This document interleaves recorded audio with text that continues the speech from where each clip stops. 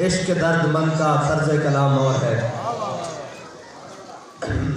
علامہ اقبال فرماتے ہیں کہ حضور سید عالم صلی اللہ علیہ وسلم کی آمد سے پہلے مت کو یہ سمجھے کہ ہم نے چھوٹی بچیاں تھیں ان کو روک دیا۔ مولوی تنگ نظر ہوتے ہیں، مولوی ہرگز تنگ نظر نہیں ہوتے، مولوی غیرت مند ہوتے ہیں اور اپنی قوم کو غیرت مند بنانا چاہتے ہیں۔ بالکل یہ کوئی سمجھے کہ انہوں نے تنگ نظری کی ہے، چھوٹی بچیاں تھیں، بھائی چھوٹی بچیوں کا مسئلہ نہیں ہے، مسئلہ یہ ہے کہ ہم نے اس لیے رکوایا ہے کہ اقبال کہتا ہے سیرت فرزند ہاز امہات اور جوہر صدق و صفات از امہات۔ اقبال کہتا ہے ہمیشہ یاد رکھنا ماؤں کی سیرتیں بیٹوں میں آتی ہیں، کیا بات، ماؤں کی سیرتوں سے بیٹے بڑے پیدا ہوتے ہیں۔ اقبال کہتا ہے تو کیا سمجھتا ہے امام علی مقام 72 لے کے کربلا میں گئے ہیں تو یہ امام علی مقام کا اپنا مقام ہے؟ وہ کہتا ہے ضرور ہے اپنا مقام، لیکن اس لیے گئے ہیں کہ وہ سیدہ کی گود میں پلے ہیں، وہ سیدہ کی گود میں تشریف لائے ہیں۔ اس لیے سیرت فرزند ہاز امہات، بیٹوں کی سیرتیں ماؤں کی وجہ سے ہوتی ہیں، ماؤں کی تربیت کی وجہ سے ہوتی ہیں، اور ہماری ان بچیوں نے قوم کی مائیں بننا ہے، اور ہمیں اس قوم میں ان بچیوں سے توقع ہے کہ ان کی گودوں میں کوئی صلاح الدین ایوبی کا غلام آئے گا، کوئی طارق بن زیاد کا غلام آئے گا، کوئی محمود غزنوی کا غلام آئے گا، کوئی جناب التمش کا غلام آئے گا، کوئی اورنگزیب عالمگیر کا غلام آئے گا جو حضور سید عالم صلی اللہ علیہ وسلم کی امت کے لیے نشاط ثانیہ کا کام کرے گا۔ اور یاد رکھنا حضور سید عالم صلی اللہ علیہ وسلم کی محبت کائنات کا وہ واحد اثاثہ ہے جو انسان کو ہر دولت سے، ہر عشرت سے، ہر جاہ و جلال سے بے نیاز کر دیتا ہے۔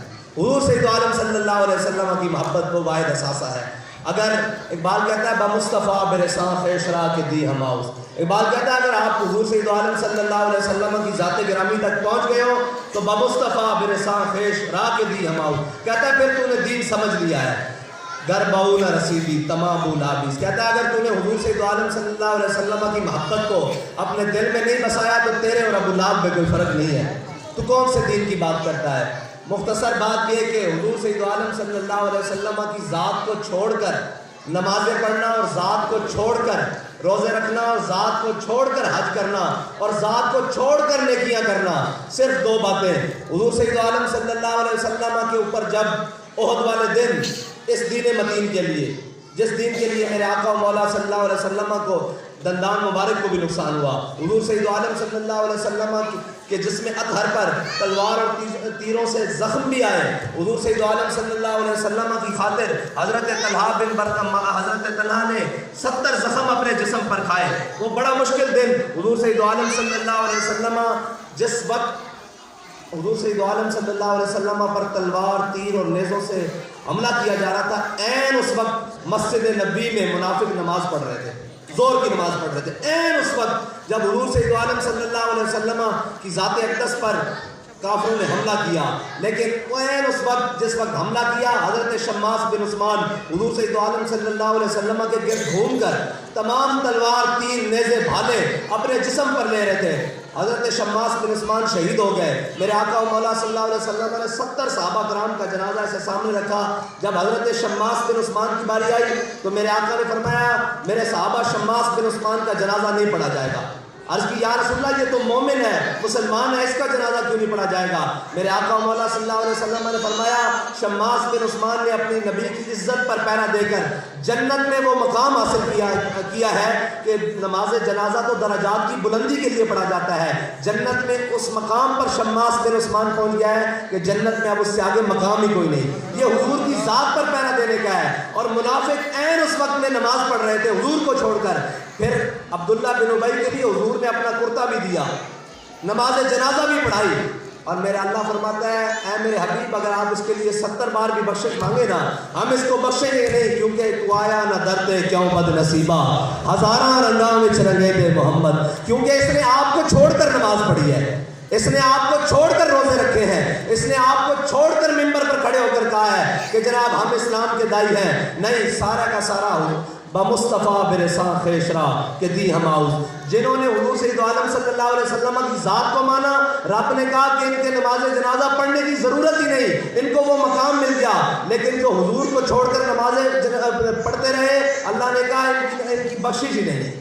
بس جو حضور کی ذات تک پہنچا وہی اسلام ہے، اور اسلام کی ماؤں نے یہ یاد رکھنا آج یورپ آج جناب مغرب یہ کہتا ہے وہ آنکھ کے سرمہ میں سے سرمہ افرنگ سے ہے روشن. اقبال کہتا ہے وہ آنکھ کے سرمہ افرنگ سے ہے روشن, پرکار و سخن ساز ہے لیکن نمناک نہیں ہے, دل سوز سے خالی ہے نگاہ پاک نہیں ہے, پھر اس میں عجب کیا ہے کہ تو بے باک نہیں ہے.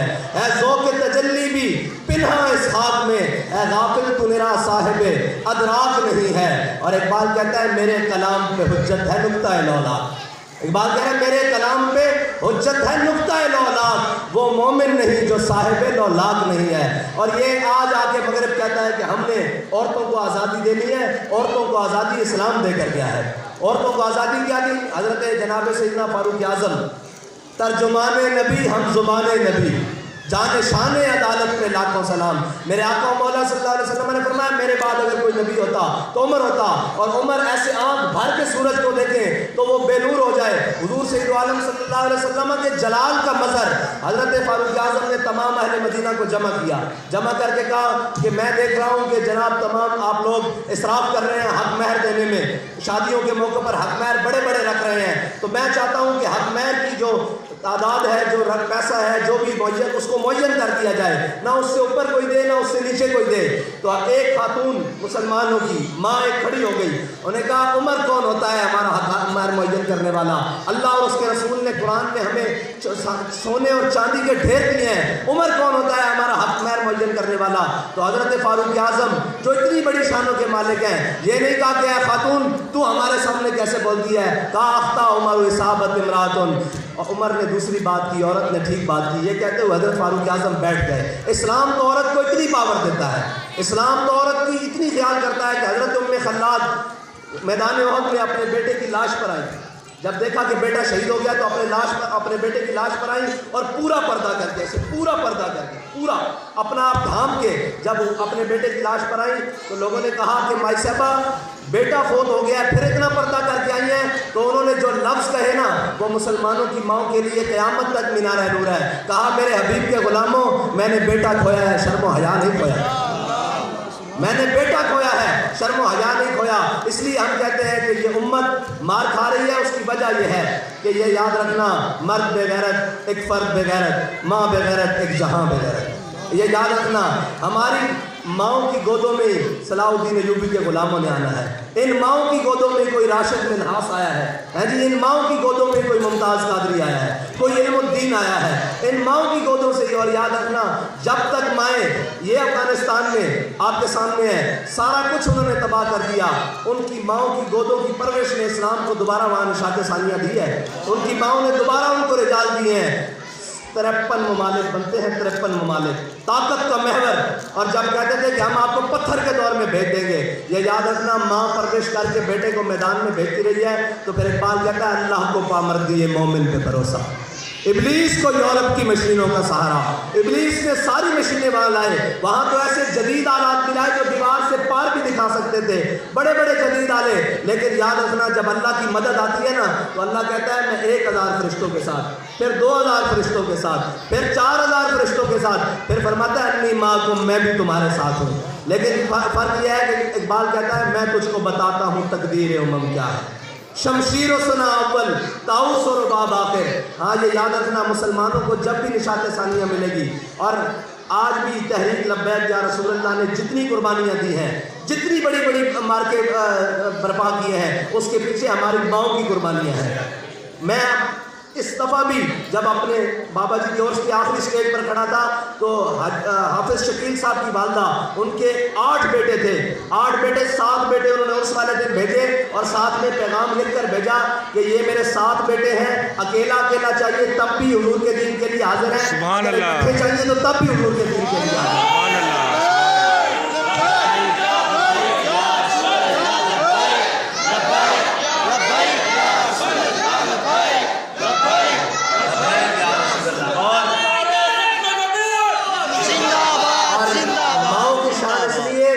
کہ حضرت غازی الدین نے اپنی آخری وصیت کی تھی, آخری وصیت یہ کی تھی بھائی جو بھی مجھے ملنے آئے گا وہ روئے گا نہیں.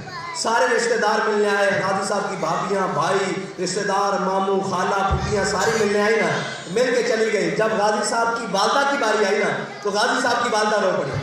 مائیں تو پھر مائیں ہوتی ہیں. غازی صاحب غازی علم الدین کی آخری ملاقات میں میاں والی جیل میں آپ کی والدہ رو پڑی تو غازی صاحب نے بڑے مسکرا کر اپنی والدہ کو کہا کہ ماں تو جھلی ہے, تو کیوں رونی ہے؟ بڑے بڑے لوگوں کے پتر بخار چڑھے ہونا مر گئے ہونے, کوئی ڈوب کے مر گئے ہونے, کوئی اگ میں جل کے مر گئے ہونے, کوئی ایکسیڈنٹ نہ مر گئے ہونے, کوئی چھت تو گر کے مر گئے ہونے, پتہ نہیں کیڑی کیڑی حادثات موت سے مر گئے ہونے. لیکن غازی تیرا پتر غازی علم الدین حضور دے نام پہ جان دے رہا. قیامت تک جدو میرا نام آئے گا نا کہ لوگ عثمان کو سلام کریں گے جس نے علم الدین پیدا کیا سی. آج اسی پوری میں ہے تقریباً صدی ہونا نہیں, 1929 سے 1923 شروع ہو گیا نا, تقریباً 6 سال کم 94 سال بعد بھی عثمان کو سلام کر رہے ہیں جس نے علم الدین پیدا کیا.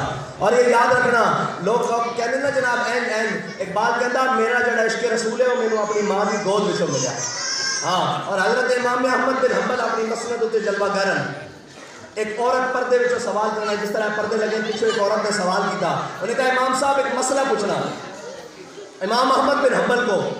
اور امام احمد بن حنبل ہو امامن, اے علماء بیٹھے, امام صاحب کو جس وقت کوڑے لگ رہے سن نا جناب, اونٹ کے بن کے ننگی پیٹھ ہوتے کوڑے لگ رہے سن کہ زور دا وقت ہویا, امام صاحب نے اس جلاد کو کیا بھی میں تھلے اتارو میں نماز پڑھنی. کہ جب آپ تھلے اترے نا اس وقت دے بڑے بڑے اور جناب مسلے آ گئے, بڑے بڑے جناب اس وقت دے سرکاری ٹاؤٹ آ گئے, مولوی آ گئے. انہوں نے کہا امام صاحب تمہیں نہیں پتا کہ خون جسم تو بہ جاوے تو وضو باقی نہیں رہتا, تو تہاڈا تو خون بہ رہا, تہاڈی نماز کس طرح آئے گی؟ آپ نے جڑا تاریخی جملہ فرمایا جناب عمر نے لگے ہوئے خنجر نہ نماز ادا کی انہوں کی ہو گئی. فرمایا کوفے دی مسجد جناب مولا کائنات دا خون بہ رہے سے انہوں کی ہو گئی. احمد بن حنبل بھی انہوں کے رستے پہ چل رہا ہے, احمد بن حنبل بھی ہو جائے گی. حضرت امام احمد بن حنبل اپنی مسند تے جلوہ کرن, عورت نے پردے کے پیچھے آواز دی کیا امام صاحب تہاڈے کو مسئلہ پوچھنا. امام صاحب نے فرمایا پوچھو. عورت فرمان لگی ہیں بھئی میں پرانے زمانے عورتاں چرخہ کدیاں سن, سوٹ کدیاں سن چرخے ہوتے. انہوں نے کہا جی میں چرخہ کدی ہاں اپنی چھت تے بہ کے شام دے وقت تے میں اپنا دیا جلانی ہاں اپنے پیسے دا, وہ دیا جلا کے سوٹ کت رہی ہوندی ہیں.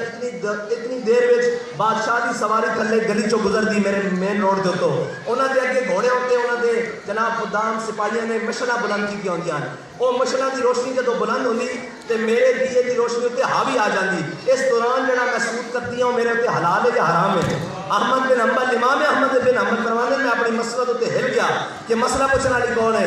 حضرت امام احمد بن حنبل نے عورت کو کیا کہ مائی صاحبہ تسی اپنا تعارف تک کراؤ, تسی کون ہو؟ کہ انہوں نے کہا میں بشر حافظ دی بہن ہاں. تے امام صاحب نے فرمایا لوگوں واسطے جائز ہو سکتا, دین تہاڈے گھروں آ رہا تہاڈے واسطے جائز نہیں ہو سکتا. اے مسلمانوں دی ماواں دی تاریخ ہے, اے مسلمانوں دی جناب بیٹیاں دی تاریخ ہے, اور اے مسلمانوں دی جناب بچیاں دی تاریخ ہے. اسی یہی تہاڈے کو توقع کرتے ہیں اپنی پوری امت مسلمہ دی ماواں کولو کہ جناب تسی سانو کوئی اپنی گود وچ پال کے محمد بن قاسم دا غلام دیو گے. اور یہ یاد رکھنا بابا جی دے بارے لوگ گلاں کرتے ہیں, یہ ساری گلاں ٹھیک ہیں, لیکن ماں نو دیکھ کے پتہ لگتا سی بھی یہ پتر خادم حسین ہی ہونا چاہیے.